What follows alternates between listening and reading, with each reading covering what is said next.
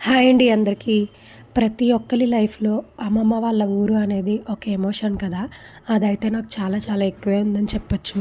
ఎందుకో ఏమో తెలీదు గానీ ప్రతి ఇయర్ ఏ హాలిడేస్ వచ్చినా కూడా నేను అమ్మమ్మ వాళ్ళ ఊరే వెళ్ళిపోయేదాన్ననమాట. తమ్ముడు మాత్రం అమ్మని వదిలి వచ్చేవాడు కాదు. ఇంక నేనే వెళ్ళేదాన్ని. ఇంక నన్ను ఒక్కదాని వల్ల బాగా చూసుకునేవాళ్ళు అమ్మమ్మ వాళ్ళు. ఇదొచ్చేసి మా తాతయ్య, మా మావయ్య చేసిన ఎరువుల షాప్ అనమాట. అది అప్పటి నుండి ఇప్పటి వరకు అట్లానే ఉండింది.